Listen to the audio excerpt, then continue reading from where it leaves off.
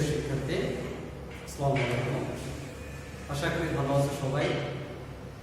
আর আজকে তোমাদের যে বিষয়টা আলোচনা করব সেটা তুমি অবশ্য জানো কিনা যে তোমাদের দুটো অধ্যায় শেষ।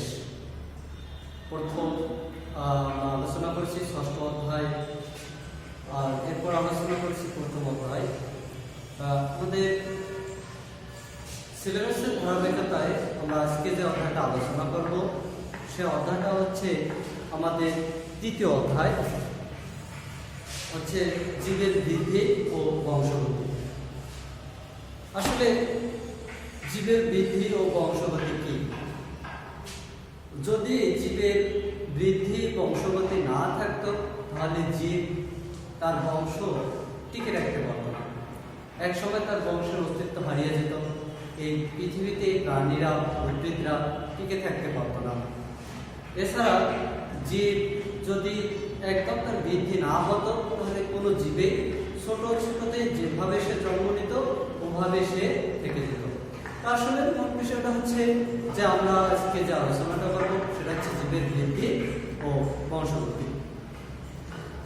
জীবের বৃদ্ধি ও বংশগতি জানার আগে আমাদের মূল যে বিষয়টা সেটা হচ্ছে কোষ। সেটা কি? কোষ। আসলে কোষটা হচ্ছে মূলত প্রধান। এই সর্বপ্রথম রবার্ট হুক এই কোষ সম্পর্কে আলোচনা করেন, যিনি সর্বপ্রথম সেল নামে অভিহিত করেন। এই রবার্ট হুকে সর্বপ্রথম এই কোষটাকে সেল নামে অভিহিত করেন। তাহলে আমরা জানি কোষ কি। কোষ কি? কোষ হলো জীবদেহের গঠন ও কাজের এককে কোষ বলে। তাহলে কোষ হচ্ছে জীবদেহের গঠন ও কাজের একক। তাহলে এই কোষের সাহায্যে একটা জীবদেহ গঠন এবং তার যে কার্য প্রক্রিয়াগুলো, একটা জীবদেহের কার্য প্রক্রিয়া, সেই কাজগুলো করে থাকে কিসের সাহায্যে? কাজগুলো করে থাকে কোষের সাহায্যে। আসলে কোষটাকে বোঝার আগে আমাদের এই কোষ আমরা দেখি যে একটা বিশাল আকৃতির একটা হাতি, আবার ক্ষুদ্র আকৃতির একটা পিঁপড়া। এখন দেখো তো যে কোষ বিভাজন যদি না থাকতো তাহলে পিঁপড়া আবার হাতি কি সবাই একরকম হয়ে যাইতো। তাহলে পিঁপড়া, হাতি এদের কোষ বিভাজন এক একটা এক একভাবে হচ্ছে, যা নির্দিষ্ট সময় পর্যন্ত কোষ বিভাজনটা থেকে যাচ্ছে। তাহলে আমরা এখানে জানলাম যে জীবদের বৃদ্ধি ও বংশগতি করার জন্য অবশ্যই কি হতে হবে? অবশ্যই কোষ সম্পর্কে জানতে হবে। যদি কোষ না থাকে তাহলে উদ্ভিদের বা প্রাণীদের বংশগতি বা বৃদ্ধি হবে না। তাহলে আমরা কোষ জানলাম। কোষ হলো জীবদের গঠন ও কাজের একক। তাহলে এখন মূলত যে বিষয় হচ্ছে যে জীবদের গঠন ও কাজের একক। এখন তোমরা অবশ্যই তোমাদের বইটি তোমাদের হাতে পড়তে আছে। তোমরা দেখতেছো যে এককোষী জীবগুলো কোষ বিভাজনের দ্বারা একটি থেকে দুটি, দুটি থেকে চারটি কোষ বিভাগ হয়। এভাবে তাদের বংশবৃদ্ধি করে। বহুকোষী জীবের দেহকোষের সংখ্যা বৃদ্ধি হয়, জীবদের সামগ্রিক বৃদ্ধি ঘটে। ডিম্বাণু নিষিদ্ধ হওয়ার পর বহুকোষী জীবের জীবন শুরু হয়। এখন দেখো এখানে আমাদের কোষ বিভাজনের ক্ষেত্রে আমরা যে উদ্ভিদ, প্রাণী জেনে থাকি, এখানে এককোষী এবং বহুকোষী পৃথিবীতে কয় ধরনের জীব? দুই ধরনের। একটা হচ্ছে এককোষী আর একটা হচ্ছে বহুকোষী। তাহলে এদের যে এককোষী বহুকোষী মধ্যে তাদের জীবন শুরু একটি মাত্র কোষ থেকে। কয়টি মাত্র? একটি মাত্র কোষ। বলা হয়েছে যে নিষিদ্ধ ডিম্বাণু অর্থাৎ এককোষী জাইগোট ক্রমাগত বিভাজিত হয়ে সৃষ্টি করে লক্ষ লক্ষ কোষ সৃষ্টি করে কি করে একটা বিশাল দেহ তৈরি করে। তাহলে কোষ বিভাজন যত হবে, অর্থাৎ একটি কোষ যত একটি মাতৃকোষ থেকে যতটি ভাগে বিভক্ত হতেই থাকবে তখন সেটা কি হবে? সে বিশাল আকৃতির তৈরি হবে। তো যাই হোক, আমাদের মূলত এখানে যে বিষয়টা আমাদের কোষ সম্পর্কে খুব সংক্ষেপিত আলোচনা করি, ধাপে ধাপে। অবশ্যই ক্লাস 8-এ কিছু জানবা, উপর ক্লাসে মাধ্যমিকে 9-10-এ গিয়ে আরো কিছু জানবা এবং ইন্টারমিডিয়েটে গিয়ে আরো তার বিস্তারিত জানতে পারবা। তাই এখন যে বিষয়টা হচ্ছে আমরা কোষ বিভাজন। কোষ জানলাম, এরপর আমরা যে বিষয়টা করবো কোষ বিভাজন। কোষের কিছু প্রধান অংশ আছে। তাহলে এখানে কোষের প্রধান কেন্দ্র যেটা সেটাকে বলা হয় নিউক্লিয়াস। নিউক্লিয়াস হচ্ছে কোষের প্রধান কেন্দ্র। তাহলে নিউক্লিয়াস হচ্ছে কোষের প্রধান কেন্দ্র। এখন তাছাড়াও নিউক্লিয়াসের বাইরে কি আছে, সাইটোপ্লাজম এবং কি আছে, কোষ ঝিল্লি, মাইটোকন্ড্রিয়া। এখন দেখো মূলত তিনটা প্রধান অংশ, কয়টি মানে তিনটা প্রধান অংশ আছে। এখন তাছাড়া তিনটি প্রধান অংশ হলো কোষ ঝিল্লি, সাইটোপ্লাজম ও নিউক্লিয়াস। সাইটোপ্লাজম ওকে নিউক্লিয়াস, এই যে অংশ হলো কোষ ঝিল্লি, সাইটোপ্লাজম, নিউক্লিয়াস। এখন দেখো কোষ বিভাজন, একটা কোষ বিভাজিত হয় কিভাবে। আসলে আমরা যে অধ্যায়টা আলোচনা করতেছি এই অধ্যায়টা হচ্ছে জীবের বৃদ্ধি ও বংশাবলী। যদি কোষ বিভাজিত না হয় তাহলে একটা উদ্ভিদ বা প্রাণী কি হবে না, বড় হবে না। নিশ্চয়ই তোমরা এটা ভাবছো যে একটা জিনিস বড় হতে গেলে তাকে একটু কি করতে হবে, যেমন একটা বিল্ডিং তৈরি করতে হয়। বিল্ডিং তৈরি করতে গেলে কি করি, একটা ইট করি, একটা ইটের উপর আরেকটা ইট, আরেকটা ইটের উপর আরেকটা ইট। যদি না দেয় তাহলে কি আমরা একটা বিল্ডিং তৈরি করতে পারবো না, বিল্ডিং তৈরি করতে পারবো না। তাহলে এখানে যদি আমরা এটা কল্পনা করি, একটা ইট এভাবে ইট সংযুক্ত করে একটা বিল্ডিং হবে। তাহলে ঠিক কোষ বিভাজনটা, যদি কোষ বিভাজিত না হয় বা কোষ বিভাজিত হতে হতে হতে একদম বেশি পরিমাণে না যায় তাহলে একটা উদ্ভিদ বড় হবে না, অথবা আবার তার বংশ বৃদ্ধি করার জন্য যে কোষ প্রয়োজন সেটাও হবে না। তাহলে সেক্ষেত্রে দেখা যাবে যে পৃথিবীতে উদ্ভিদ ও প্রাণীর অস্তিত্ব থাকবে না। তো যাই হোক, আমরা যে বিষয়টা জানলাম কোষ বিভাজন। তাহলে কোষের হচ্ছে মূলত কোষের প্রাণ কেন্দ্র বলা হয় নিউক্লিয়াস। কি বলা হয় নিউক্লিয়াসকে? কি বলা হয়? বলা হয় যে কোষের প্রাণ কেন্দ্র হচ্ছে নিউক্লিয়াস। তাছাড়া নিউক্লিয়াস বাদেও তাছাড়া কি হচ্ছে যে আমাদের প্রধান তিনটি অংশ, এই কোষের তিনটি প্রধান অংশ, যেটার মধ্যে হচ্ছে কোষ ঝিল্লি, সাইটোপ্লাজম, নিউক্লিয়াস। তাহলে আমরা এটুকুর মধ্যে জেনে নিব যে আসলে দেখো কোষ ঝিল্লি, সাইটোপ্লাজম, নিউক্লিয়াস। এরপর দেখো কোষ বিভাজন থেকে। তাহলে কোষ বিভাজনটা আমাদের যদি আমরা আলোচনা করি তাহলে কোষ বিভাজন থেকে, তাহলে কোষ যেমন আমরা বললাম যে একটা বিল্ডিং তৈরি করার জন্য কি করতে হবে, একটা ইট, তারপর আরেকটা ইট, তারপর আরেকটা ইট, এভাবে দিয়ে একটা বড় বিল্ডিং তৈরি করে। তাহলে কোষটা যদি আছে, মনে করি একটা কোষ আছে, সেই কোষটা যদি বিভাজিত না হয় তাহলে ইটের উপর ইট যেভাবে দেয়, তাহলে কোষ বিভাজিত না হলে তাহলে ইটের উপর ইট কি এভাবে তৈরি হবে? নিশ্চয়ই না। তাহলে জানি এবার কোষ বিভাজন কি। তাহলে কোষ বিভাজন হচ্ছে একটি কোষ থেকে, কয়টি কোষ থেকে? একটি কোষ। তাহলে এই কোষটা অবশ্য মাতৃকোষ। তাহলে একটি কোষ থেকে বিভাজিত হয়ে একাধিক কোষের সৃষ্টি হয়। তাহলে একাধিক কোষের সৃষ্টি হওয়াটাকে কোষ বিভাজন বলে। তাহলে মাতৃকোষ থেকে কি কোষের সৃষ্টি হয়? অপত্য কোষের সৃষ্টি হয়। অপত্য কোষের যে মাতৃকোষ থেকে অপত্য কোষের সৃষ্টি হয় সেটা হচ্ছে কোষ বিভাজন। তাহলে কোষ বিভাজন কি? কোষ বিভাজন যে প্রক্রিয়ায় একটি কোষ বিভাজিত হয়ে একাধিক কোষ সৃষ্টি করে তাকে কোষ বিভাজন বলে। তাহলে তোমরা অবশ্যই বুঝতে পারছো কোষ বিভাজন কি। একটা মাতৃকোষ ভেঙে যদি একাধিক অপত্য কোষ অর্থাৎ সন্তান কোষ, আমরা যদি বলি যে একটি কোষ প্রধান কোষ, তাহলে মা কোষ, আর যে কোষটা তৈরি হবে সেটা হচ্ছে তার সন্তান কোষ। তাহলে সন্তান কোষ আবার মায়ের হবে, মা কোষটা কি হবে? ভেঙে আবার সন্তানে যাবে। তাহলে এই যে ভেঙে গড়ে উঠতেছে এটা হচ্ছে কোষ বিভাজন। আমরা কোষ বিভাজন বললাম। এই কোষ বিভাজন কি হয়েছে? এই কোষ বিভাজন কিভাবে হয় তার উপর ভিত্তি করে তিন ভাগে ভাগ করা আছে। কয় ভাগে?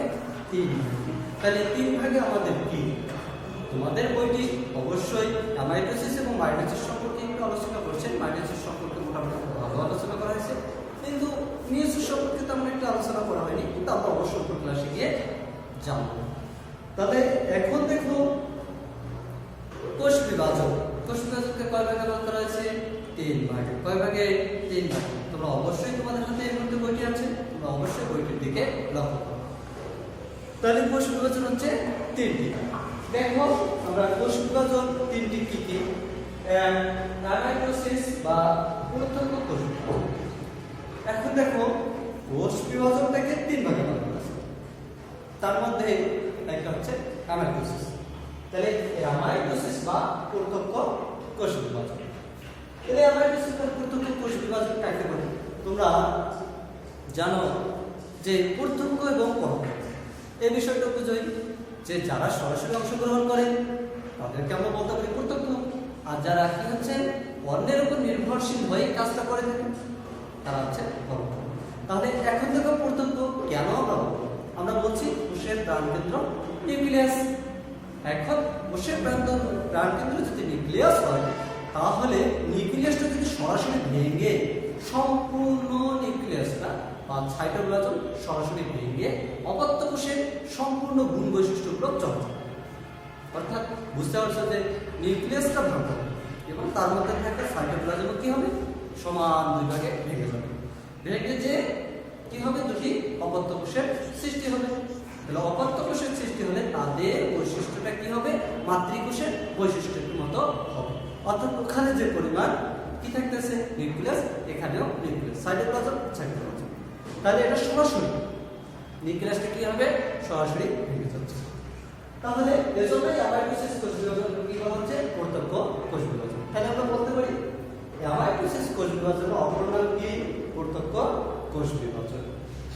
এরপর আমরা দ্বিতীয়ত যে কোষ বিভাজনটা করব সেটা হচ্ছে মাইটোসিস বা সমীকরণিক কোষ বিভাজন। কি বললাম?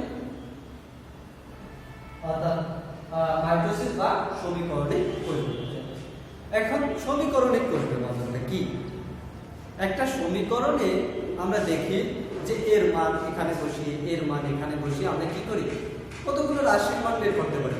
তার মানে কি এটা সমীকরণ আকারে এরপরে অর্থাৎ এটা কোষ বিভাজিত, অর্থাৎ সমীকরণটা চলতেই থাকে। ঠিক অনুরূপভাবে মাইটোসিস কোষ বিভাজনটা কি হচ্ছে যে সমীকরণিক ভাবে এটা বিভাজিত হচ্ছে। যার কারণে মাইটোসিসের অপর নাম হচ্ছে সমীকরণিক কোষ বিভাজন। তাহলে তোমরা অবশ্যই বুঝতে পারছো যে অ্যামাইটোসিস কোষ বিভাজনটাকে বলা হয় প্রত্যক্ষ কোষ বিভাজন আর মাইটোসিস কোষ বিভাজনকে বলা হয় সমীকরণিক বা পরোক্ষ কোষ বিভাজন। এরপরে আসি আমরা 3 নম্বর কোষ বিভাজনটা। সেই 3 নম্বর কোষ বিভাজনটা কি মিয়োসিস কোষ বিভাজন। তোমরা অবশ্যই দেখতেছো যে 3 নম্বর কোষ বিভাজনটির নাম মিয়োসিস কোষ বিভাজন। তাহলে মিয়োসিস কোষ বিভাজন আমরা বলছি যে কোষ বিভাজনটা বিভিন্ন হতে পারে, তার মধ্যে কেউ অংশগ্রহণ করতে পারে কেউ অংশগ্রহণ করবে না। এখন আমরা পৃথিবীতে বিভিন্ন রকম জীব দেখে থাকি, তাহলে জীব থেকে বৈচিত্র্যময় তৈরি হচ্ছে। কেন বৈচিত্র্যময় তৈরি হচ্ছে? কারণ তাদের যদি কোষ বিভাজনগুলো ভিন্নভাবে না হয় তাহলে সবগুলোরই বৈশিষ্ট্য একই রকম হয়ে যেত আর বৈচিত্র্যও থাকতো না। তাহলে সকল প্রাণী বা উদ্ভিদ একই রকম থেকে যেত।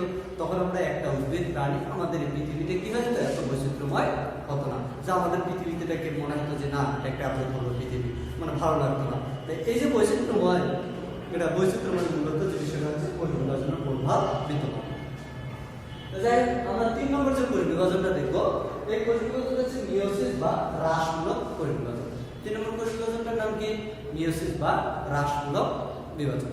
তাহলে এটা কি হচ্ছে এটা অবশ্যই মিয়োসিস এবং কোষ বিভাজনটাতে আমরা যদিও বা এখানে সংক্ষিপ্ত আলোচনা আছে। তাহলে এখানে মূলত হচ্ছে যে ক্রোমোজোমের সংখ্যা কিছুটা হ্রাস পেয়ে কি স্যার অর্ধেক হ্রাস পেয়ে যায়। তাহলে এই ক্রোমোজোমের সংখ্যা যে হ্রাস পেয়ে যায় এই হ্রাস পাওয়ার কারণে এই মিয়োসিস কোষ বিভাজনটার অপর নাম দেওয়া হচ্ছে কি হ্রাসমূলক কোষ বিভাজন। তাই এখন হ্রাসমূলক কোষ বিভাজন আমরা জানলাম অ্যামাইটোসিস জানলাম মাইটোসিস এবং শেষ পর্যন্ত জানলাম মিয়োসিস। কোষ কি, কোষ বিভাজন কি, কোষ বিভাজন কত প্রকার ও কি কি। তাহলে তোমরা অবশ্যই তোমাদের এই অধ্যায়টি পড়ে এ পর্যন্তই কোষের উপর যে আমরা আলোচনা করলাম এই আলোচনাটি আবারও তোমার পরিশ্রমী দিয়ে গুরুত্বপূর্ণ যে বিষয়গুলো এগুলো কি করবা অবশ্যই লিখবা। তাহলে রিটেন অবশ্যই রিটেন এবং রিডিং এবং রাইটিং। তাহলে রিডিং তুমি পড়ে ফেলছো, পড়ার পর তুমি কি বুঝছো এটাকে লিখবা এবং যেগুলো সংজ্ঞা খুব গুরুত্বপূর্ণ সেগুলো খাতায় লিপিবদ্ধ করবা। তাহলে এখন তোমার যে হোমওয়ার্ক থাকতেছে বা ভাষায় প্র্যাকটিসের জন্য যে কাজ থাকতেছে সেই কাজগুলো কি কি? সেই কাজটা হচ্ছে তোমার হোমওয়ার্ক হিসেবে থাকতেছে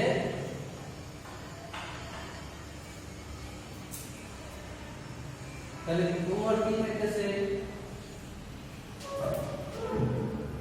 কোষ কি কোষ কি তাহলে 2 নম্বরটা কি থাকতেছে কোষ বিভাজন কাকে বলে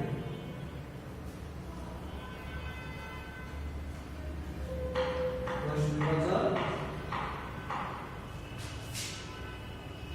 কাকে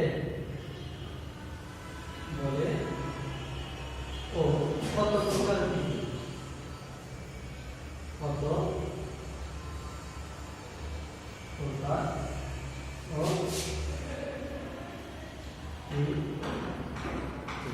তাহলে তোমার আজকে যে বিষয়টা আলোচনা করলাম বিষয় থেকে তোমার কি থাকতেছে সবচেয়ে গুরুত্বপূর্ণ যে বিষয় কোষ বিভাজন কাকে বলে কত প্রকার কি অবশ্যই পড়াশোনা অবশ্যই মনোযোগ দিয়ে করবা আর বারবারই বলি যে অনলাইনে কাজ ব্যতীত প্রয়োজন ব্যতীত কখনো অনলাইন নয় ধন্যবাদ।